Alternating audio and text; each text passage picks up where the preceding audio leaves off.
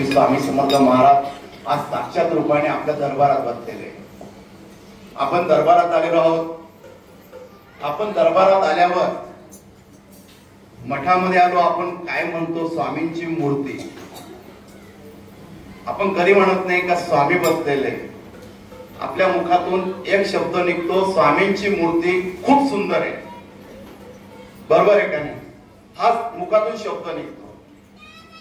पण ती मूर्ती नसून तो साक्षात ब्रह्मांड नायक बसलेला आहे. कारण की आपण जर त्या मूर्तीकडे मूर्ती म्हणून जर बघितलं तर ती तुम्हाला मूर्तीच दिसेल. आणि जर तुम्ही त्या मूर्तीकडे माझा ब्रह्मांड नायक बसलेला आहे त्या विचाराने आणि त्या मनाने त्या श्रद्धेने बघाल तर तुम्हाला ते साक्षात स्वामी समर्थ बसलेले दिसतील. एक राजा होता. त्याने एक मंदिर बांधलं. त्याने कृष्णाचं मस्त असं सुंदर असं मंदिर बांधलं. मंदिरामध्ये सुंदर अशी मूर्ती सुद्धा त्याने बसवली. प्राण प्रतिष्ठा सुद्धा झाली. पण राजाने विचार केला की मंदिराची देखभाल करण्यासाठी एक पुजारी इथे ठेवावा लागेल. म्हणून राजाने एक पुजारी त्या मंदिरामध्ये ठेवला. रोज पूजा अर्चा व्यवस्थित झाली पाहिजे असं राजाच्या मनात होतं. म्हणून तो म्हणायला लागला त्या पुजाऱ्याला, तू ह्या मूर्तीची रोज पूजा करायची आणि मी रोज इथं दर्शनाला आहे. पुजाऱ्याला एक पगार मिळू लागला आणि रोज ती मूर्तीची पूजा करू लागला. पण हा राजा रोज सकाळी कृष्णाच्या मूर्तीसाठी एक हार घेऊन येत होता. तो मंदिरात आल्यावर पुजारी राजाची वाट बघायचा आणि राजाने हार दिला. तो पुजारी तो हार आपल्या हातात घ्यायचा आणि कृष्णाच्या गळ्यामध्ये घालायचा. आरती व्हायची, पूजा व्हायची. सर्व झाल्यानंतर राजा मंदिरातून निघायला लागायचा. पुजारी परत मूर्तीवरचा हार काढायचा, राजाच्या गळ्यामध्ये घालायचा. हा रोजचा नित्यक्रम सुरू झालेला होता त्या ठिकाणी. राजाने जायचं, मूर्तीचं दर्शन करायचं. मूर्तीचा हार ब्राह्मणाने गळ्यात घालून दिल्यावर तिथून निघून यायचं. एक दिवस राजाने शिपायाजवळ निमंत्रण दिलं पुजाऱ्याला, आज मला काही जमणार नाही तर मी फक्त हार पाठवत आहे. शिपायांच्या बरोबर राजाची काही माणसं होते. ते हार घेऊन मंदिरात आले. पुजाऱ्याने तो हार घेतला, कृष्णाच्या गळ्यामध्ये घातला. गळ्यामध्ये घातला. पूजा झाली. एका सांग सर्व पूजा झाली. राजाचे शिपाई जे आलेले नौकर चौकात निघून गेले आणि पुजाऱ्याने मनामधून श्रद्धा होते की हे बाके बिहारी तुम्ही बसलेले आहात की माझ्या मनामध्ये सुद्धा कधीची इच्छा होती की मी रोज राजाला हार घालतो, आज हा हार मी घालावा. तर ब्राह्मणाला त्या दिवशी डोळे भरून आले आणि तो कृष्णाशी बोलू लागला. तर त्या ब्राह्मणाने कृष्णाच्या मूर्तीतला हार काढला, स्वतःच्या गळ्यात घातला. त्याला तो आनंद प्राप्त झाला आणि थोड्याच वेळात शिपाई पळत आला की राजे साहेब येत आहे. ब्राह्मणाने ऐकलं. आता हा ब्राह्मण घाबरला. त्याला वाटू लागलं हा हार माझ्या गळ्यामध्ये जर राजाने बघितला तर राजा मला मृत्यूदंडाची शिक्षा देईल, नाही तर मला कारागृहात टाकेल. म्हणून ब्राह्मण घाबरला. विचार न करता त्याने तो हार काढला, परत कृष्णाच्या मूर्तीमध्ये गळ्यामध्ये घालून दिला. राजे साहेब आले. ब्राह्मणाने परत पूजा केली आणि चुकी झाल्यामुळे हात त्याचे थरथर कापू लागले. त्याने हात थरथर कापू लागले. त्याने तो हार काढला, राजाच्या गळ्यामध्ये टाकला. राजाने हार गळ्यामध्ये घातला. आता तो राजाच शेवटे. त्याने तो हार बघितला तर त्याला आपण एक माळ ह्या गळ्यातून त्या गळ्यात टाकले तरी माळीमध्ये फरक आपल्याला जाणवतो. तसं त्या राजाला जाणवलं. म्हणून त्या हाराकडे बघू लागला. त्या हाराकडे बघत असताना त्या हारामध्ये एक सफेद केस त्याला सापडला. राजाने पटकन हार गळ्यातून बाहेर काढला आणि पुजाऱ्याला बोलू लागला, हा हार तू घातला, हा केस कोणाचा आहे? ब्राह्मण घाबरला आणि राजाला बोलू लागला, हे राजे साहेब, हा केस माझा नाही, हा बाके बिहारीचा आहे, कृष्णाचा आहे. काही सांगतो, ती मूर्ती, त्या मूर्तीला काही केस आहे का? हो राजे साहेब. आता ब्राह्मणाला जीव वाचवायचा होता म्हणून तो त्या राजाला घडलेला प्रसंग सांगत होता की कृष्णाच्याच गळ्यातला हार आहे, त्यांचाच केस आहे. राजाला समजून गेला होता हा हार या ब्राह्मणानेच घातलेला आहे आणि त्याच्या गळ्यातला हार परत कृष्णाला घालून तो मला देतोय म्हणून राजा चिडलेला होता. राजा त्याला बोलला, उद्या आम्ही परत येऊ, तेव्हा तू पूजा, मूर्तीची पूजा करायची नाही, आमच्या समोर मूर्तीची पूजा होईल. आम्ही बघणार खरंच कृष्णाचे सफेद केस आहे का, खरंच मूर्तीला सफेद केस आहे का, हे आम्ही स्वतः साक्षात बघणार. आणि जर तसं नसलं तर तुला मृत्यूदंडाची शिक्षा आम्ही देणार. ब्राह्मण घाबरला, अंगाचा थरकाप लागला. राजा निघून गेला संतापामध्ये. राजा निघून गेल्यावर ब्राह्मणाला पस्तावा आला आणि तो कृष्णाच्या चरणी लीन झाला. त्या दिवशी त्याने उपवास धरला, अन्न पाणी गोड दागून लागलं. तो कृष्णाच्या चरणी हात जोडून सांगू लागला, हे बाके बिहारी, मला वाचव. माझी इच्छा होती कधीची की तुझा हार मी गळ्यात घालावा, पण आज तो हार घालायची मला मृत्यूदंडाची शिक्षा मिळते, तर तू मला वाचव. आणि रात्रभर त्या कृष्णाच्या चरणी रडत राहिला. दुसऱ्या दिवशी राजा मंदिराकडे यायला निघाला.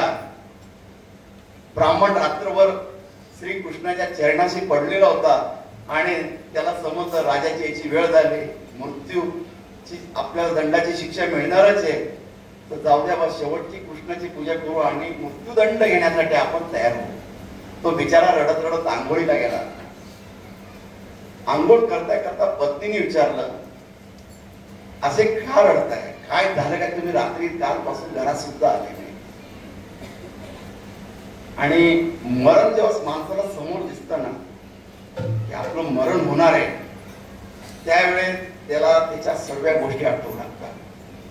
समोर मुलं दिसतात, पत्नी दिसते, समाजातल्या काही गोष्टी दिसतात की आपण क्षणापुरता नसलो तर माझ्या संसाराचं काय होणार, हा विचार प्रत्येक जण करतो.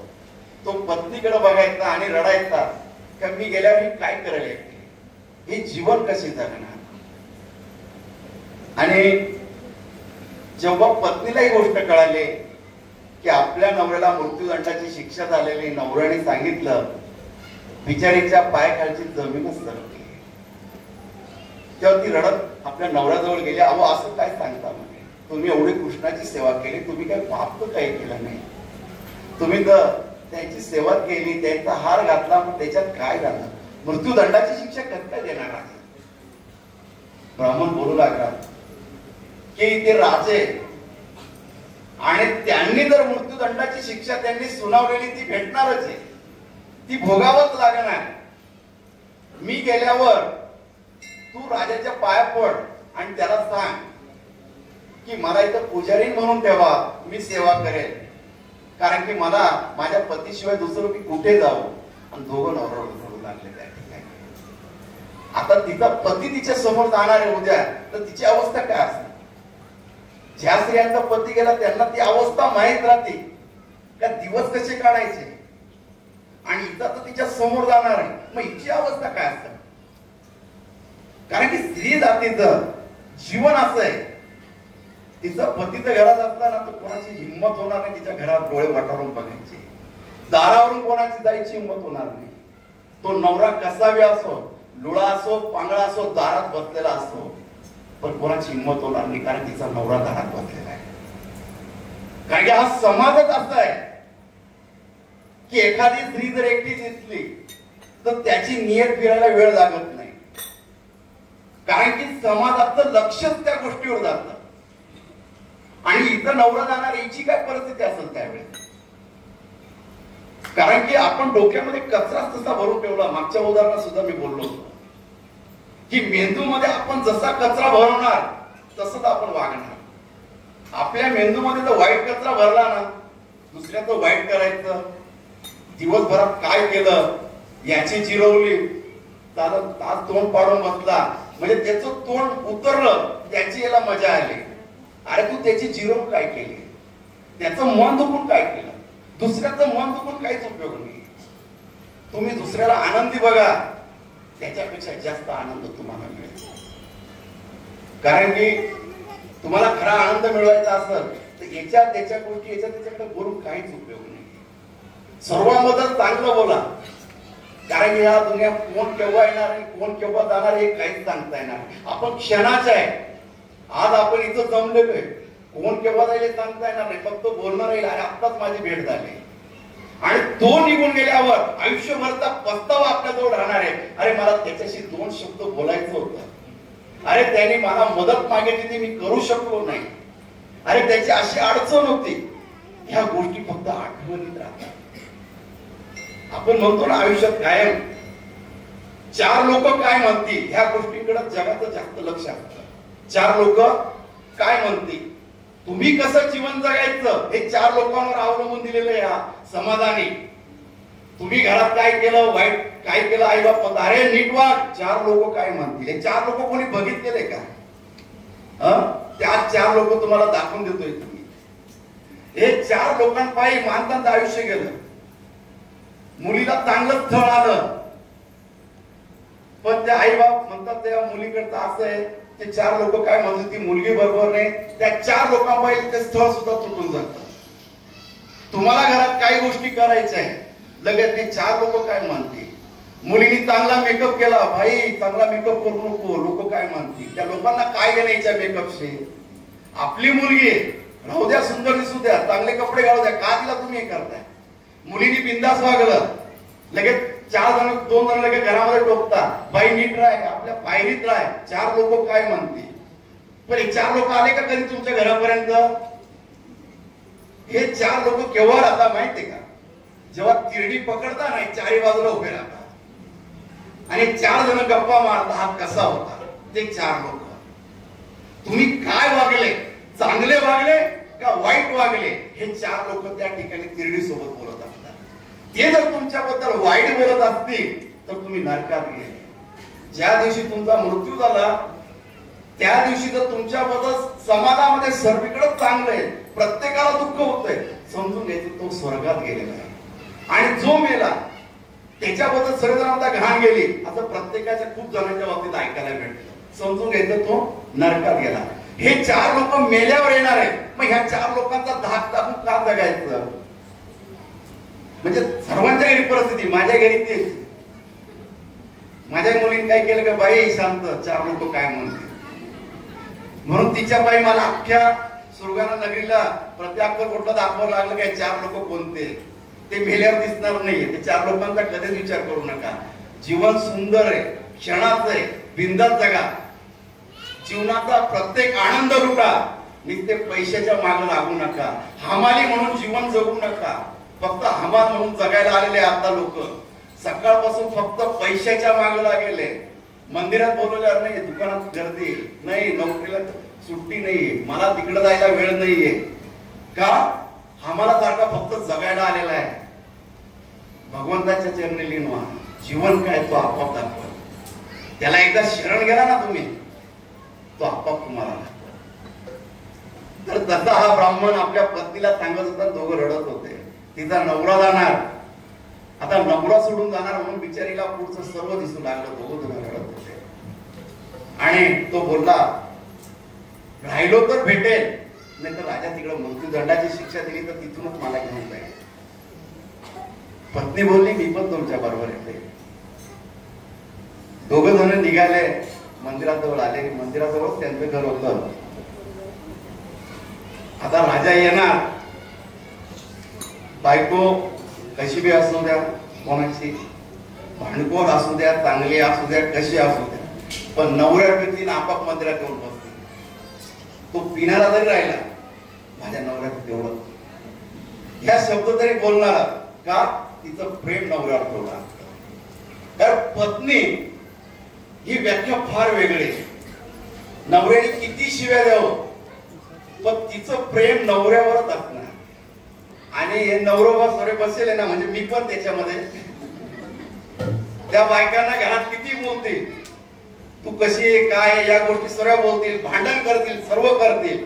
फक्त तिने एकदा घरातून गायब व्हायचं. मग तो त्या मांजरासारखा इकडे तिकडे पाहत राहतो, कुठे गेले. घराचे चारही दरवाजे पाहून काढत का अजून कशी दिसत नाही. आणि आल्यावर दाखवणार नाही, काळजी तिची कुठं गेले ते. वरून असा आवाज करणार, म्हणणार नाही का तुझी काळजी पोटी मी तुला बघतोय. तो नवरोबा. आणि तो बी एक लक्षात घ्या, तुम्ही म्हणाल का घरी जाऊन अजून त्यांना ना तुम्ही कसे माहित आहे, पण त्याला तुमच्यावर किती जीव आहे म्हणून तो बघतो. हे बी तुम्ही लक्षात घ्या. म्हणजे हे नातं देवाने असं दिलेलं आहे की दोघे एकमेकाशिवाय राहू शकत नाही. त्याला पती पत्नीचं नातं म्हटलं. आणि संकटात जी पत्नी उभी राहते नवऱ्यासोबत, तीच खरी लक्ष्मी. आणि एक सांगतो, काही जण मठामध्ये घेतात, बहुतेक महिला येऊन म्हणतात की घरात पैसा टिकत नाही, आम्ही भरपूर पैसा कमवतो पण पैसा घरात राहत नाही. त्याच्या मागचं एक कारण आहे, तुम्ही किती पैसा कमवला आणि घरात जर तुमच्या पत्नीला जर तुम्ही घरामध्ये नीट वागणूक देत नसता तर तुमच्या घरात कधीच पैसा टिकणार नाही. ती घरातली लक्ष्मी. पहिले घरातल्या लक्ष्मीशी नीट वागा, पैसा आपोआप तुमच्या घरी येते. कारण की घरातली सर्वात महत्वाची तुमची लक्ष्मी तुमची पत्नी. प्रेमाने भांडा, सर्व करा, पण तेवढा जीव बी लावा. ती पत्नी आणि पतीचं नातं फार वेगळं आहे. म्हणून मी तर दोघांमध्ये भांडण नाही लावते, फक्त विषय मांडतोय. घरी जाऊन डोकं लावू नका महिलांनी नवऱ्या, नाही तर उद्या सरळ माझ्या इथं मठात येतील. काही काय सांगता बायांच्या डोक्यात टाकून देतात. इलेक्शन चालू आहे, फक्त विषय मांडतोय. का घरातली लक्ष्मी ही पत्नी, तिचा आदर करा. तुम्ही आदर केला तर जग तिचा आदर करेल. तुम्ही जगासमोर तिला शिव्या दिल्या तर जग बी त्याच नजरेने तिच्याकडे पाहिजे. तिची किंमत कशी ठेवायची हे तुम्ही शिका, तेव्हा अख्खं जग तिची किंमत ठेवेल. तेव्हा ती माझी बायको तिकडे लाचली लगे. तर हा पत्नीचा विषय झाला. तर तिला वाटू लागलं माझ्या नवऱ्याला मृत्यूदंडाची शिक्षा होणार आहे. मग बिचारी रडत होती कृष्णाकडे, ती मागत होती की माझ्या नवऱ्याचं जीवदान वाचवा. आणि अशी कृष्णाच्या मूर्तीजवळ बसलेली होती. आणि घडी जसं समोर असं मूर्ती न समजून कृष्ण माझ्या समोर बसलेला आहे असं ती सांगू राहिली, हे भगवंता माझ्या नवऱ्याने तुमची फार सेवा केली, मी माझ्या नवऱ्याशिवाय नाही राहू शकत, त्याला वाचवा, त्याला मृत्यूदंडाची शिक्षा नाही होऊ द्या. ब्राह्मण विचारात तोंड उतरून सने त्या कृष्ण मूर्तीजवळ आला आणि तेवढ्यात राजा आला. राजा समोर आला. आता राजा समोर कृष्णाचा शृंगार उतरायचा होता. ब्राह्मणाने भीत अंगावरचे कपडे सर्व शृंगार काढायला सुरुवात केला. राजाला वाटू लागला खोटा बोलतोय, याचं पितळ आता उघड पडणार आहे. पण ब्राह्मण अंगावरचा शृंगार काढत होता आणि जेव्हा मस्तकावरचा टोप काढला तर बाकी बिहारीचे पूर्ण सफेद केस पूर्ण आलेले, पूर्ण कपाळावर दिसू लागलेले होते. ब्राह्मण चकित झाला त्या ठिकाणी आणि रडू लागला, हे कृष्ण कुमार काय माझ्यासाठी. डोळ्यातून अश्रू वाहू लागले, पत्नीच्या डोळ्यातून अश्रू वाहू लागले. दोघ जण कृष्णाच्या मूर्तीकडे बघू लागले. राजा चकित झाला. पण राजाच्या मनामध्ये शंका होती की हे केसचे हे डुप्लिकेट केस आणि तो उपटल्यावर त्याच्यातून रक्ताच्या चिरकांड्या निघू लागल्या. तेव्हा राजा दचकला आणि त्या कृष्णाची क्षमा मागू लागला. तेव्हा त्या कृष्णाच्या मूर्तीमधून आवाज निघाला, हे राजन, तू कायम मंदिरामध्ये आला ना, मला हात जोडवला, पण कायम तुम्हाला मूर्ती म्हणूनच बघितलं. आज मी प्रगट झालो त्या ब्राह्मणामुळे, कारण की त्याने मला मूर्ती म्हणून कधीच बघितलं नाही. त्याने मला साक्षात भगवंताचा अवतार म्हणून इथं बघितलं, म्हणून मी त्याच्यासाठी इथे बसलो. त्या ब्राह्मणाला शरण त्या कृष्णाने जायला लावलं त्या राजाला. का? त्या ब्राह्मणाच्या मनामध्ये जी श्रद्धा होती की माझा कृष्ण साक्षात इथं बसलेला आहे. आणि राजाच्या मनात एवढी भावना होती की ही मूर्ती आहे, म्हणून त्याला ती मूर्तीच दिसत होती. म्हणून आपण मी दरबारात येतो तर आपण मूर्ती म्हणून नाही बघायचं की माझा ब्रह्मांड नाही की तो साक्षात बसलेला आहे, तो त्याच्या गादीवर बसलेला आहे, त्याच्या गादीवर तो न्याय करतोय. आणि त्या न्यायामध्ये मी तिथं आलेलो आहे, माझं काहीतरी सांगण्यासाठी आलेलो आहे, तो देण्यासाठी बसलेला आहे. तो देणारा तुमची जोडी भरणारा तो ब्रह्मांड नाही. ते स्वामी त्यांच्या दरबारात कोणीच खाली गेलं नाही. एक अक्कलकोटचा प्रसंग आहे. स्वामी महाराज चालले होते वटवृक्षामुळे, त्या दिवशी स्वामी महाराज रागात होते आणि एक स्त्री येत होती, तिचा पती वारलेला होता आणि तिच्या पतीला तिरडीवर झोपलं होतं आणि ती स्वामींजवळ आली, दयावया मागत होती, स्वामींजवळ पाया पडली आणि स्वामींच्या मुखातून निघालं सुवासिनी भव. तेव्हा ती बोलू लागली, महाराज तुम्ही हा कोणता आशीर्वाद देता? माझा पती मरून पडलेला आहे. कोण बोलतो पती मरून पडलेला आहे? जा तिथे. स्वामीने भस्म घेतला, त्याच्या गप्पळ झाला, तो उठून बसला. हे स्वामी, त्यांना द्यायचं ना, ते लगेच देणार. फक्त आपण श्रद्धेने मागा, ते देण्यासाठी चालले. आज आपल्या सुगाण्या नगरीमध्ये त्यांच्या पादुकांना कायमच्या भेटणं ही साधी गोष्ट नाहीये. जिथं निष्काम सेवा चालते तिथं स्वामी येतात. म्हणून या निष्काम सेवेपायी स्वामी आपल्या दरबारात आलेले. त्यांच्याकडून मागा, मनापासून मागा, पण काय पण दुसऱ्याला दुःख होईल असं काही मागू नका. आपल्या फायद्यासाठी दुसऱ्याला त्रास होईल असंही मागू नका. की आपण जे मागतो त्याच्याने सर्वांचा फायदा होईल हे मागा. तो ब्रह्मांड नायक तुमची इच्छा पूर्ण करेल. तो ब्रह्मांड नायक आहे आणि त्या ब्रह्मांड नायकाची उद्या समाधी सोहळा आपल्या मठामध्ये स्थापन होणार आहे. कारण उद्या स्वामी समर्थ महाराजांची पुण्यतिथी. अक्कलकोट मध्ये स्वामी महाराजांनी त्यांचं जीवन व्यतीत केलं अक्कलकोटला आणि जो दिवस त्यांचा समाधीचा होता तो आपला उद्या येतोय. तर ती समाधी महाराजांनी कशी घेतली आणि तो ब्रह्मांड नायक अक्कलकोटी वासीवाल्यांना सोडून गेल्यावर काय घडलं त्या अक्कलकोटमध्ये, कशी घटना घडली ते आपण उद्या सर्व ह्या मठामध्ये नाट्य रूपांतर मध्ये बघणार आहोत. की पूर्ण प्रसंग अक्कलकोटचा आपण ह्या मठामध्ये सांगणार आहोत. की तो ब्रह्मांड नायक काय अक्कलकोट मध्ये काय केलं आणि तो भक्तांसाठी कसा जाऊन आलेला आहे, प्रत्येक भक्ताला कसा आशीर्वाद दिलेला आहे आणि जाताना सुद्धा भक्तांना काय देऊन गेलेला आहे हे उद्याच्या अध्यायामध्ये आपल्याला मठामध्ये कळणार आहे. तर उद्या सकाळी 7 वाजता महाराजांचा अभिषेक होईल आणि 12 वाजता महाआरती होईल मठामध्ये. 10:30 वाजता यज्ञाला सुरुवात होईल. ज्यांनाही आपले नवसाचे नारळ व्हायचे असत त्यांनी 10:30-11च्या आत मठामध्ये नारळ व्हायचे आपले नवसाचे. म्हणजे सकाळच्या यज्ञाच्या आवतीमध्ये ते नारळ आवती आपल्याला देता येईल. आज सुद्धा जे नारळ आलेले त्याची आवती उद्या देण्यात येईल. तर ब्रह्मांड नायकाचा सोहळा आपल्या मठामध्ये होणार आहे. त्या मठाच्या सोहळ्याचे साक्षीदार तुम्ही व्हा. कारण आयुष्यामध्ये असे क्षण येत नाही. मी कायम सांगतो, जो सोहळा तुम्ही बघितला मनामध्ये असा आनंद राहतो की या सोहळ्याला मी होतो. कारण की आपल्या मठामध्ये जेवढे सोहळे झाले त्या सोहळ्याला तुम्ही होता आणि त्या सोहळ्याचा आनंद तुम्हाला आहे. पण जे त्या सोहळ्याला हजर नव्हते त्याची खंत त्यांना आज सुद्धा आहे का मी नव्हतो. तर तुम्ही सर्वांनी उद्या त्या सोहळ्यासाठी हजेरी लावायची. सकाळी महाआरती होईल, महाप्रसाद होईल, सकाळी सुद्धा अन्नदान होईल इथं 12 वाजेला आणि सायंकाळी 4 ते 4:30 वाजता महाराजांची पालखी मठामधून निघणार आहे. त्या पालखीचा अनुभव घ्या. आणि ह्यावेळेस पालखी महाराजांचा मुकुट थोडा जड असल्यामुळे पालखी कोणत्याही गल्लीमध्ये जाणार नाही. आझादले झेंडा चौक तेली गल्ली तर तिथून पोस्टापासूनच पालखी वळेल. माझ्या घराजवळ सुद्धा नाही जाणार आहे, पोस्टापासूनच वळेल परत आझाद लेन मधून इथं मठामध्ये. तर ज्यांची घरं ज्या गल्लीपासून लांब असतील त्यांनी त्या घराच्या पुढं जे तेली गल्लीत असेल ते मागच्या गल्लीत असेल तर त्यांनी त्यांचं पूजेचं ताट त्या घराच्या पुढे आणून ठेवायचंय. का आपण त्या गल्लीतच राहतो, मागं जरी राहतो पुढे यायचं. कारण की कोणी आग्रह करू नका का पालखी आमच्या दारा पुढे आले पाहिजे, तसं काहीच नाही.